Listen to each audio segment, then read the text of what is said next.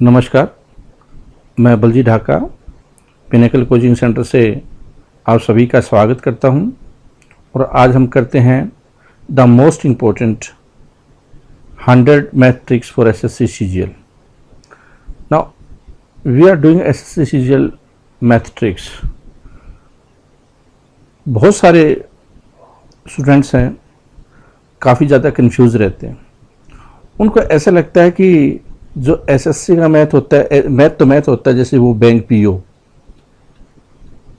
Cat, MBA, CAT MAT, बहुत सारी चीज़ें आ सकती है। एमबीए वाइड है, रेलवे, यूपीएससी जिसमें सी सेट की बात कर रहा हूँ मैं, और बहुत सारे क्लैरिकल।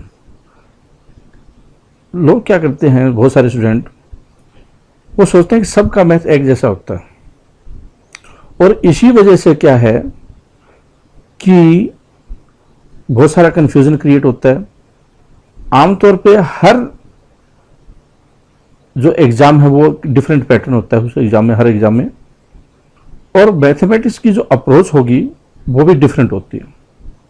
हो सकता है कुछ एसएससी में मुश्किल क्वेश्चन आ रहे हो सकता है कुछ कैट में ज़्यादा मुश्किल हो रहे हो सकता है कुछ बैंकिंग में ज़्यादा मुश्किल हो। हर एग्ज़ाम का अपना अपना पैटर्न है और जब तक कि आप ये खिचड़ी बना कर रखोगे, ये मैं पूरे दावे के साथ बोल सकता हूं कि आप बहुत दूर हो एसएससी सीजीएल के सिलेक्शन से, जरूर दूर हो। आप सिर्फ मैथ सीखते रहोगे और आखिर में कुछ नहीं होगा, क्योंकि आपने वो खिचड़ी बना रखी है जिसमें कि आप 70-80% चीज़ कवर कर रहे हैं, नंबर 1। और दूसरी बात, आप बाकी जो चीज़ें कवर कर रहे हैं 30-40% और भी चीज़ें कवर कर रहे हैं जिसकी इसमें कोई ज़रूरत नहीं है। तो नंबर 1, एक आप अपनी जो एनर्जी है वो ऐसी चीज़ों में लगा रहे हैं जिसका कोई लेना देना नहीं है इस मैथ के साथ या इस एग्ज़ाम के साथ में। दूसरा कि कुछ पोर्शन ऐसा है जो इसमें आप लगा नहीं रहे और जो उसकी रिक्वायरमेंट है। हर एक वैरायटी अलग होती है, अप्रोच अलग होती है, हर एग्ज़ाम की एक माइंडसेट होता है। जब आप प्रॉपर माइंडसेट के साथ नहीं उस एग्ज़ाम की तैयारी करेंगे, फोकस अप्रोच के साथ में, तो ये एग्ज़ाम दूर होता जाएगा। और इसके पीछे भी सिर्फ स्टूडेंट ही जिम्मेदार नहीं, कोचिंग सेंटर भी काफ़ी जिम्मेदार होते हैं। वो क्या करते हैं, हर तरह की कोचिंग, बैंक वाले भी इसमें बैठ जाओ, पीओ भी इसमें बैठ जाओ, एसएससी सीजीएल वाले भी, रेलवे वाले भी बैठ जाओ, केट वाले भी बैठ जाओ, जिसको मैथ +1-2 वाले भी बैठ जाओ, जिसको मैथ सीखना वो भी बैठ जाओ। आमतौर पर जब ये मैथ सीखने वाली जो अप्रोच होती है, और सोशल मीडिया भी इसके लिए काफ़ी जिम्मेदार।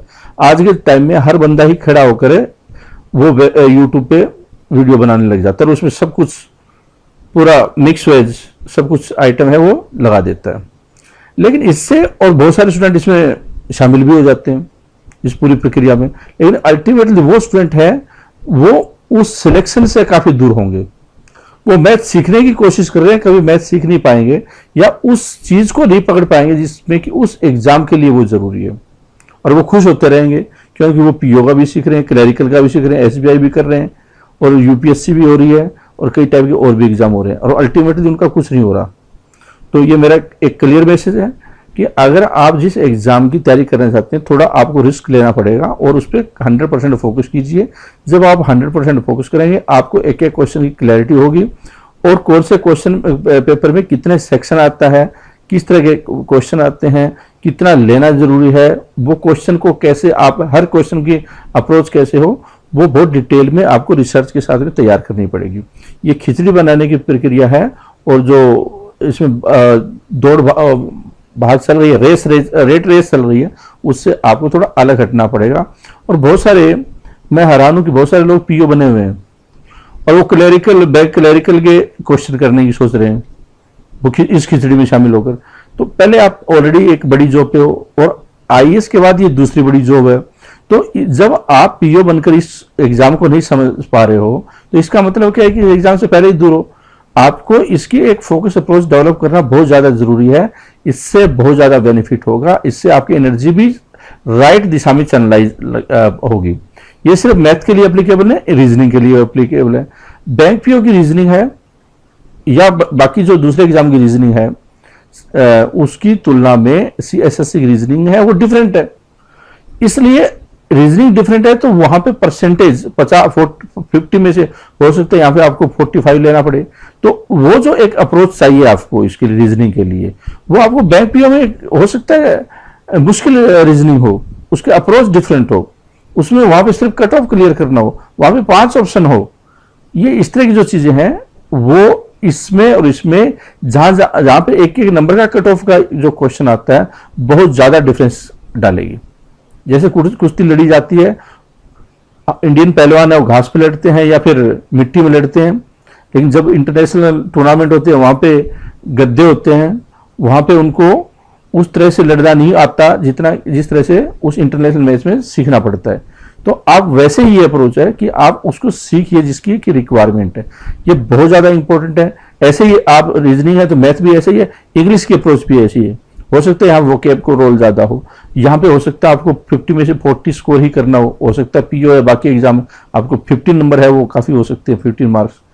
जीके की अप्रोच तो बहुत ज्यादा डिफरेंट है, यहाँ पे साइंस का पोर्शन ज्यादा आता है और साइंस का पोर्शन आप दूसरी चीजों के साथ कंपेयर नहीं कर सकते।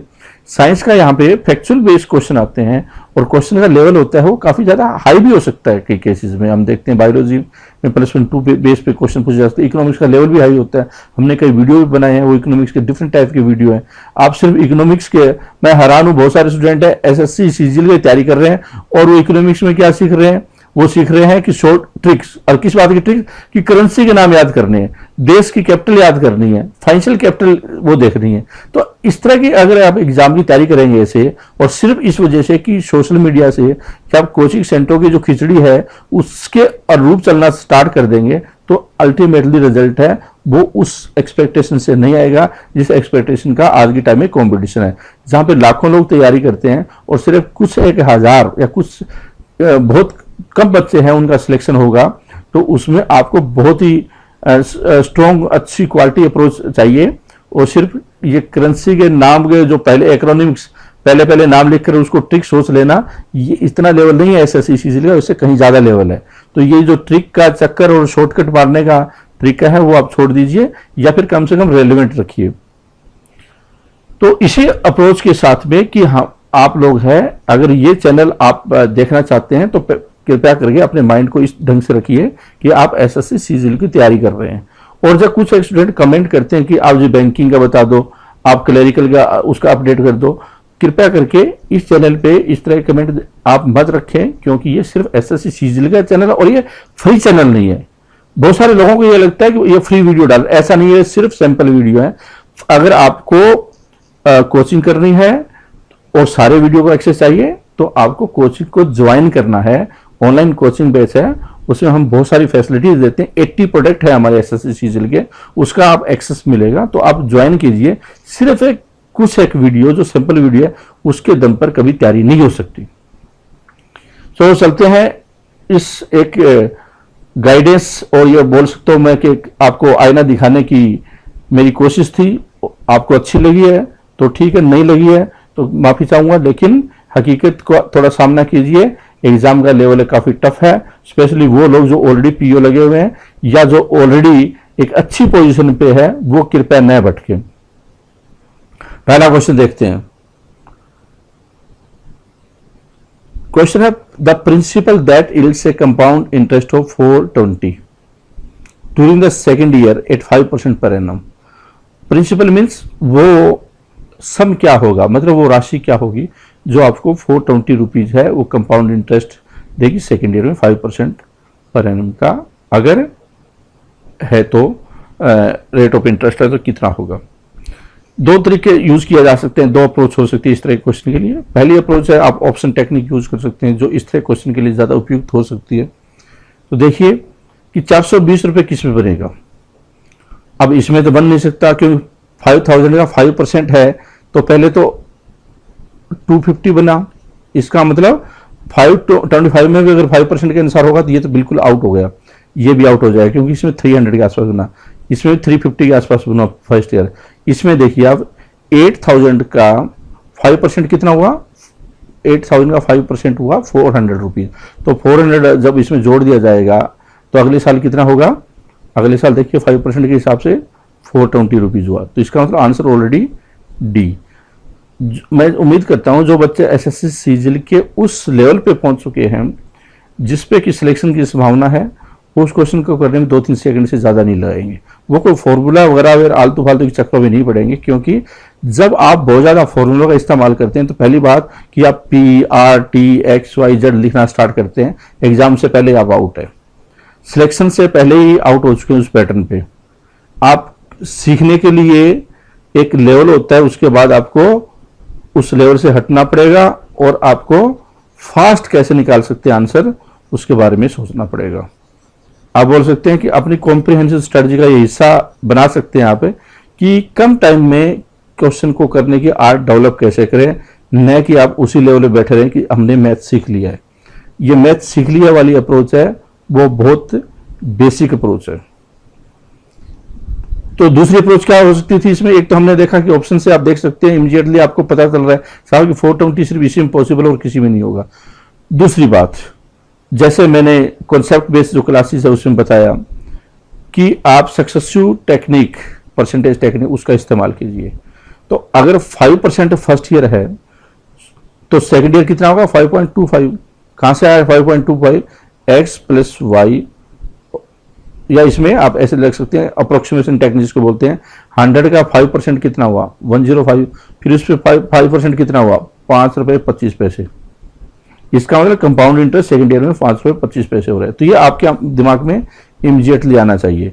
इसका मतलब 5.25 रुपीज अगर कंपाउंड इंटरेस्ट है तो हमने जो सम माना वो कितना? 100। एक है तो कितना? और 420 है तो कितना? तो 420 है तो कितना हुआ? देखो, इसको मैं 100 यहां पे ले जाता हूं,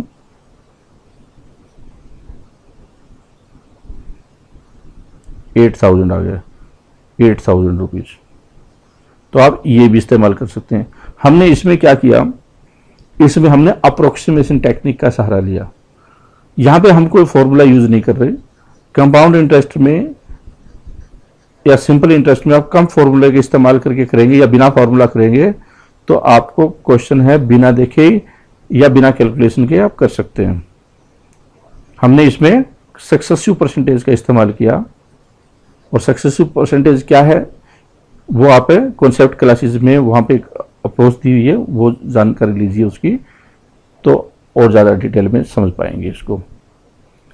question number 2, A sum of money becomes double at compound interest in 5 years. It will become 8 times in how many years at the same rate of interest?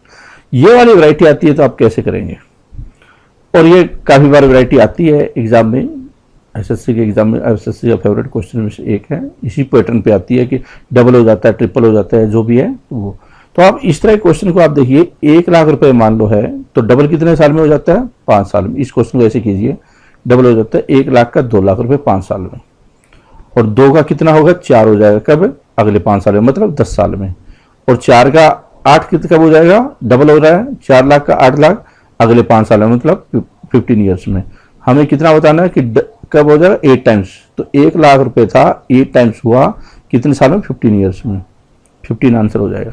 तो ये वाला जो क्वेश्चन होता है आप ऐसे कीजिए, इससे एक आपकी गलती नहीं होगी कभी भी। आपको कोई फॉर्मूला याद रखने की आवश्यकता नहीं है। सी, आप बहुत जो देसी सिस्टम है, देसी हिसाब किताब जैसे करते हैं वैसे करेंगे तो जो टिपिकल मैथ की कमांड है वो आने में आपको हेल्प करेगी। नेक्स्ट क्वेश्चन देखते हैं, question number 3। If the price of an article is decrease by 20% and its consumption is increase by 20%, what will be the increase और decrease in the expenditure as a whole? अब ये question I तो कैसे करें? जैसे मैंने अभी थोड़ी देर पहले बताया था, सक्सेसिव टेक्निक का उसका इस्तेमाल कीजिए। इस तरह के क्वेश्चन में या मैथ में LCM, successive percentage, approximation method, alligation, ये 4-5 चीजें हैं। आपको बहुत स्ट्रॉन्ग कमांड होनी चाहिए। ए, उससे एडवांटेज क्या क्या होगा? ए, आप कम फॉर्मूलों से या बिना फॉर्मूलों के मैथ करने में सक्षम होंगे। बी, आप अपने आप ही ट्रिक डेवलप कर दो कि किसी की जरूरत नहीं है, क्योंकि आपने बेसिक ट्रिक डेवलप कैसे की जाती है वो आपने समझ ली है। तो 20% डिक्रीज और फिर 20% इंक्रीज, मतलब 20% डिक्रीज फिर 20% इंक्रीज, माइनस प्लस माइनस, तो कितना हुआ? 4। आंसर क्या हुआ? 4% डिक्रीज, 4% डिक्रीज हुआ। और ये मैंने कैसे किया, सक्सेसिव परसेंटेज किसको बोलते हैं, अगर आपकी डिक्रीज है पहले तो आप, या इसको ऐसे रखिए आप, अगर आपको ये सीखना है तो जो लगातार 2 बार परसेंटेज आए तो वो इसको बोलते हैं सक्सेसिव परसेंटेज। जब अगर कोई डिक्रीज या नेगेटिव में चीज है तो माइनस रखिए, पॉजिटिव में है तो प्लस रखिए। ये आपकी टेक्निक है, ये आपको मेंसुरेशन में भी काफी ज्यादा हेल्प कर सकती है। जब ये increase in length decrease in length वाले जब क्वेश्चन आते हैं तो उसमें आपको काफी हेल्प कर सकती है। आप बोल सकते हैं कि सिर्फ आप देख कर ही क्वेश्चन को टिक मार सकते हैं ये आंसर। तो इसमें क्या हुआ, माइनस डिक्रीज प्लस इंक्रीज और फिर एक्स, इसकी एक्स और वाई की मल्टीप्लीकेशन डिवाइड बाय 100। तो 20 इंटू 24 और डिवाइड बाय 100 मतलब 4, मैंने सीधा यहाँ पे 4 लिख दिया। माइनस और प्लस, अगर यहाँ पे माइनस यहाँ पे प्लस है तो माइनस और प्लस की मल्टीप्लीकेशन माइनस, तो ऑब्वियस है इससे ये कैंसिल, -4 डिक्रीज, -4 डिक्रीज डी इसका आंसर होगा। तो ये जो टेक्निक है आपको मेंसुरेशन में हेल्प करेगी, आपको कई और तरह की वैरायटी क्वेश्चंस होंगे, परसेंटेज क्वेश्चन है या प्रॉफिट लॉस क्वेश्चन है, वहां पे भी आपको हेल्प करेगी, नंबर सिस्टम में हेल्प करेगी, हर तरह की जगह पे ये काम आएगी। इंपॉर्टेंट है, आप इसको लर्न कीजिए, समझिए इसको। Question number 4, price of petrol is increase by 20%, by what percentage must a consumer reduce his consumption so that his expenditure does not increase. बहुत आसान क्वेश्चन। जब भी आपको इंक्रीज मिले वर्ड, इंक्रीज बाय 20%, हमेशा 20 बाय 120 इंटू 100 कीजिए। और ये डिक्रीज मिले तो क्या करेंगे, 20 by 100 into 100, 20 by 80 into 100। Decrease होता तो 20 बाय 100, तो कितना, ये आंसर है, ये आंसर ऑटोमेटिक आ जाएगा 50 बाय 3, ये सी आंसर होगा इसका। तो इस क्वेश्चन में, क्वेश्चन इस तरह से आता है ये कि कोई आप बोल सकते हैं प्राइस ऑफ पेट्रोल है, उसकी जगह शुगर आ सकता है या कुछ भी आ सकता है, कमोडिटी आ सकता है।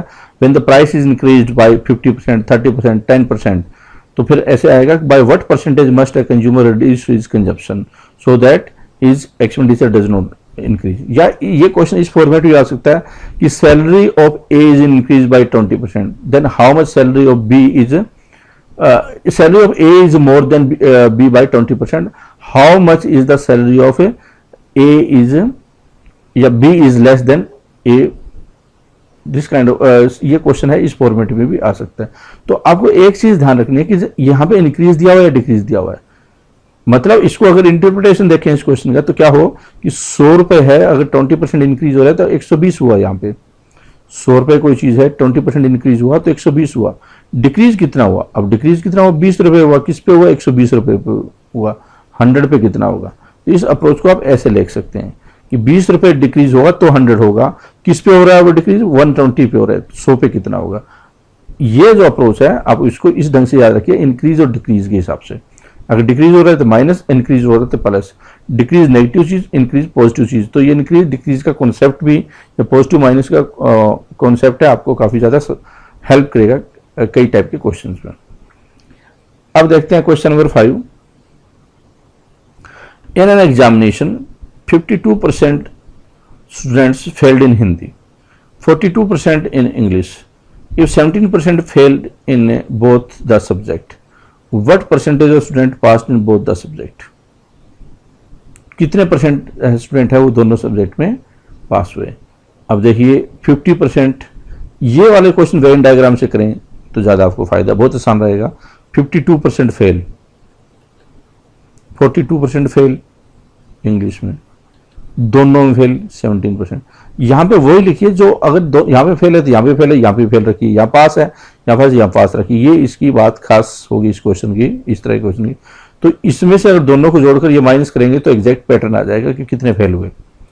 52 और 42 और माइनस आपको 17, ये वाला करना है। तो कितना, 94, 94 में से 17, 94 में से 17, तो ये हो गया 77% फेल है, क्योंकि ये फेल का दिया हुआ है सब कुछ। तो इतना, इसका मतलब 100 में से अगर 77 फेल है, पास कितने में, 23। पास कितने में, 100 में से अगर 77 फेल है तो बाकी पास है फिर, और बाकी कितने हैं, 100 में से 77 माइनस करेंगे तो 23% पास होंगे, 23% पास।